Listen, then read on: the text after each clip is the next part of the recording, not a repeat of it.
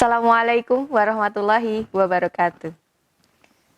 Alhamdulillahirabbil alamin. Assalatu wassalamu ala asrofil anbiya'i wal mursalin wa ala alihi wa sahbihi ajma'in, amma ba'du. Selamat pagi semuanya. Kita berjumpa lagi di acara Jumat Religi. Kali ini kita akan belajar mengenai melatih kepercayaan diri. Sebelum kalian tahu cara bagaimana melatih kepercayaan diri, Ibu pengen kalian memahami dulu apa itu makna dan pengertian dari kepercayaan diri. Sebelumnya Ibu kasih gambaran. Rasa percaya diri adalah seseorang yang mampu berpikir positif dan percaya bahwa kemampuan dirinya itu bermanfaat untuk orang lain, bagi dirinya sendiri maupun lingkungan. Seseorang yang percaya diri tidak akan beranggapan bahwa dirinya merupakan penghalang untuk orang lain. Nah, yang dimaksud dengan pengertian kepercayaan diri adalah ketika kalian berpikir atau bagaimana kalian bersikap serta yakin dan kalian mampu menilai diri kalian sendiri bahwa kemampuan diri kalian itu telah kalian evaluasi dan dikatakan berhasil melakukan sesuatu tantangan. Merasa bebas untuk melakukan hal-hal yang kalian inginkan, tapi tetap bertanggung jawab pada apa yang kalian lakukan. Kenapa harus percaya diri? Kenapa harus tahu tentang kepercayaan diri? Kenapa harus memiliki percaya diri? Ada beberapa manfaat, di antaranya dua yang akan Ibu sebutkan. Yang pertama, mudah dalam menentukan pilihan atau mengambil langkah dalam mengambil keputusan. Itulah gunanya percaya diri atau manfaat dari kepercayaan diri.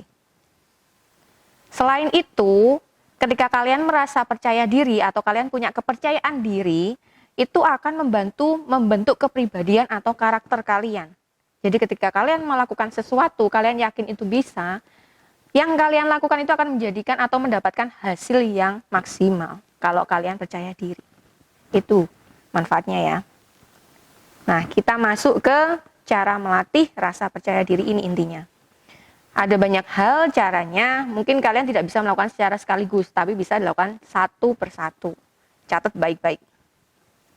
Yang pertama, berpikir positif tentang diri kamu sendiri. Percaya aja bahwa setiap manusia, setiap orang, itu memiliki kelebihan dan kekurangan masing-masing. Itu yang pertama.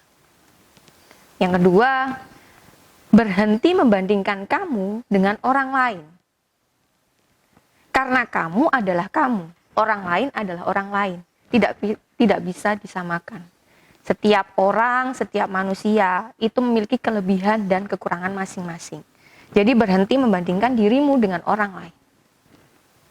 Yang ketiga, ingat, ketika kamu pernah melakukan sesuatu dan itu berhasil, itu adalah salah satu prestasi kamu. Ingat itu. Ingat prestasi yang sudah kamu lakukan di masa lalu. Itu akan mendorong kamu lebih percaya diri. Menambah wawasan. Jadi gunanya belajar, menambah ilmu pengetahuan, itu juga membantu kamu dalam percaya diri melakukan hal-hal yang lain. Jadi jangan dikira ketika pintar itu tidak bermanfaat, tidak. Justru ketika kalian punya banyak wawasan, punya banyak pengetahuan, kepercayaan diri itu biasanya akan muncul dengan sendirinya. Berteman dengan orang yang memberikan pengaruh positif. Jadi kalau ada orang yang mengatakan jangan pilih teman, iya memang jangan pilih teman. Tapi ketika kamu merasa ada orang yang mampu memotivasi kamu, lebih baik kamu banyak bergaul dengan beliau. Siapapun itu. Entah itu lebih muda dari kamu, entah itu lebih tua dari kamu, entah itu teman sebayamu. Selama mereka memberikan pengaruh positif, sering-seringlah kalian bertukar pengetahuan, sering-seringlah kalian berbincang, itu akan menambah kepercayaan diri kamu. Nah, selanjutnya yang keenam nih. Jangan hiraukan komentar dan tanggapan negatif dari orang lain. Nah, makanya kenapa kok jangan pilih-pilih teman. Ada memang teman yang membawa pengaruh positif. Dan ada juga teman yang memberikan komentar atau tanggapan negatif. Kurangi bergaul dengan mereka yang memberikan tanggapan negatif. atau komentar negatif. Karena apa? Secara tidak sadar itu akan mengurangi rasa percaya dirimu. Selanjutnya, terbuka pada kritik yang membangun. Nah, Bu, tadi ada komentar negatif. Sekarang kok kita harus menerima atau terbuka pada kritik yang membangun? Ingat, komentar negatif beda dengan kritik yang membangun. Bedanya apa? Kalau komentar negatif, mereka hanya memberikan nilai-nilai buruk kepada kamu. Memberikan gambaran-gambaran yang buruk tentang kamu. Kalau kritik yang membangun itu adalah mereka memberikan catatan kekurangan untuk kamu, memberikan catatan kekurangan pada apa yang kamu lakukan, tapi juga memberikan masukan. Oh, kalau misalkan ini kurang A, apakah nggak lebih baik kamu menambahnya dengan B? Itulah kritik yang membangun. Selanjutnya, beranikan dirimu dengan orang lain. Jadi ketika kamu merasa sesuatu itu nggak cocok atau kurang pas dengan kamu, beranikan dirimu untuk bertanya, kenapa kok seperti ini? Saya punya pendapat yang lain. Apa gunanya? Ketika kamu bertanya atau ketika kamu konfirmasi kepada orang lain, misalkan, Bu, ini kok jawabannya seperti ini, tapi saya menemukan jawaban lain di seperti ini. Dengan seperti itu kamu akan menemukan pengetahuan yang baru. Dan disitulah bertambahnya wawasan dan juga bertambahnya kepercayaan dirimu karena kamu sudah berani untuk berbicara dengan orang lain. Selanjutnya, jangan takut mengambil tindakan. Jangan pernah takut untuk memulai sesuatu. Jangan pernah. Salah itu bagian dari pengalaman. Kecuali yang beda kalau kalian sudah melanggar norma, beda ya. Norma itu adalah aturan yang harus kita taati. Tapi kalau ada tantangan yang baru, itu jangan takut untuk mengambil tindakan. Jadi letak kepercayaan diri itu adalah ketika kamu berani memulai sesuatu atau tantangan yang baru. Ya. Selanjutnya yang nomor 10. Kenakan pakaian yang rapi dan nyaman. Kenakan pakaian rapi dan nyaman. Ingat, seseorang ya, kalau terlihat rapi dan pakaiannya terlihat nyaman, dia biasanya akan membantu kamu untuk lebih percaya diri menghadapi orang lain. Jadi tampan dan cantik itu tidak hanya terlihat dari fisik, penampilan fisik saja, tidak.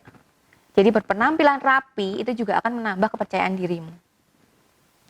Karena kalau kamu, sebaliknya juga, kalau kamu percaya diri, apa yang kamu bawakan itu akan terlihat bagus. Tapi ingat, rapi itu akan mendorong kamu lebih percaya diri. Yang ke-11, jangan takut pada perbedaan. Ingat tadi ya, ketika Ibu bilang, poin kedua, berhubungan dengan poin kedua, berhenti membandingkan dirimu dengan orang lain. Di situ poinnya adalah, setiap orang atau orang masing-masing punya kelebihan dan kekurangan masing-masing. Makanya kalau sudah berbeda di situ, kamu nggak perlu takut. Kalau orang lain itu berbeda sama kamu atau kamu berbeda dengan orang lain, kamu nggak perlu takut. Karena memang nggak ada yang sama. Sekalipun orang yang kembar, sekalipun anak yang kembar, manusia yang kembar, mereka memiliki sifat, sikap, karakter yang berbeda. Jadi jangan takut berbeda. Ya. Poin 12. Yakin pada kemampuan dirimu. Sama seperti poin 1. Setiap orang memiliki kelebihan masing-masing. Jadi kalau kamu merasa diri kamu mampu, yakin pada kemampuan dirimu yang pernah kamu uji. Yang pernah kamu tahu bahwa ketika kamu melakukan sesuatu, hasilnya itu memuaskan. Itu biasanya jadi kemampuan dirimu. Dan kalau kamu sudah menemukannya, yakin saja bahwa itulah kemampuan dirimu. Poin ke-13, memiliki inisiatif yang tinggi.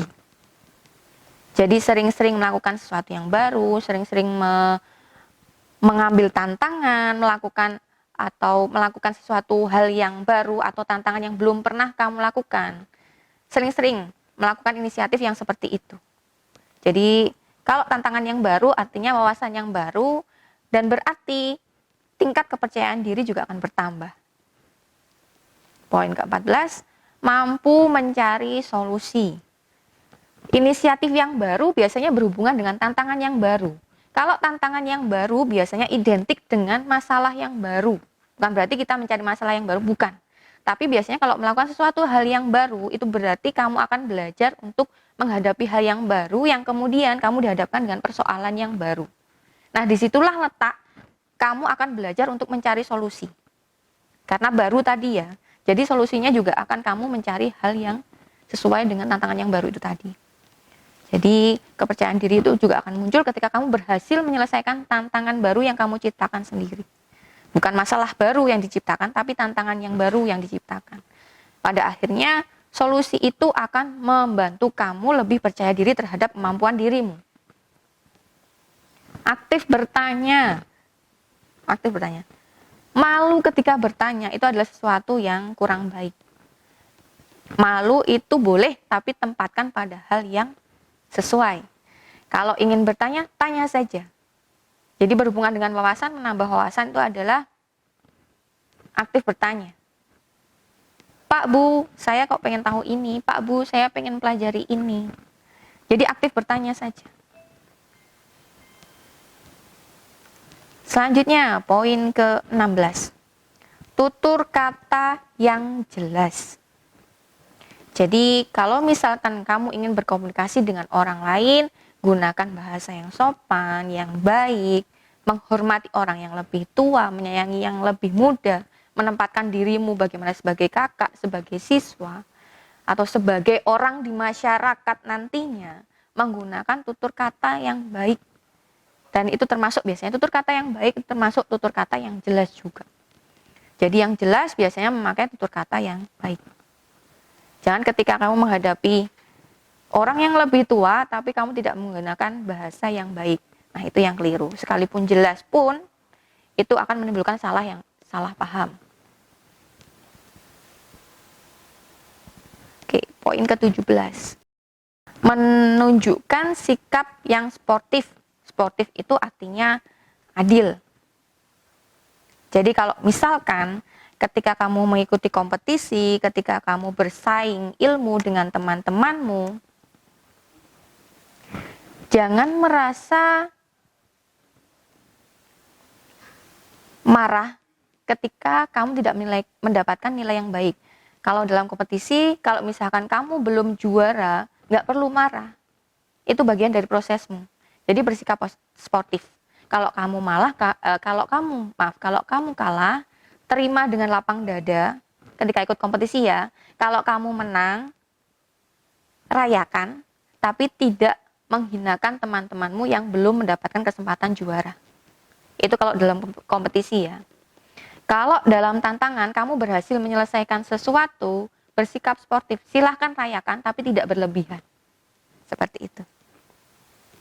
Yang terakhir, memberikan perhatian yang sama pada komunikan. Tadi Ibu sudah memberikan contoh sekilas bahwa cara menghadapi orang yang lebih tua itu berbeda dengan cara menghadapi kamu dengan teman-temanmu. Cara menghadapi temanmu itu berbeda. Apalagi ketika kamu berbicara dengan orang yang lebih tua, itu sangat berbeda dengan ketika kamu berbicara dengan orang yang ada di bawahmu atau minimal adik-adikmu yang usianya lebih muda daripada kamu. Jadi perhatian yang sama seperti itu. Jadi memperhatikan dengan siapa kamu berkomunikasi, dengan siapa kamu berhubungan. Itu. Ketika kamu sudah memperlakukan beda orang lain, orang yang lebih tua, lebih muda atau sebaya, itu akan menambah wawasan kamu dan keterampilan kamu dalam berkomunikasi. Pada akhirnya kamu akan mendapatkan wawasan yang luas dan berujung pada kepercayaan diri yang meningkat. Itu tadi cara-cara melatih kepercayaan dirimu. Cukup sampai situ ya. Itu sudah banyak poinnya, nanti silahkan dicatat atau diulangi lagi kata-katanya tadi, biar kamu lebih mantap. Nggak perlu semuanya langsung satu persatu lewati dengan baik. Itu ya, sekian Jumat Religi kali ini mengenai cara melatih kepercayaan diri.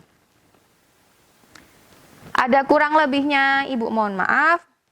Wabillahi taufik wal hidayah. Wassalamualaikum warahmatullahi wabarakatuh.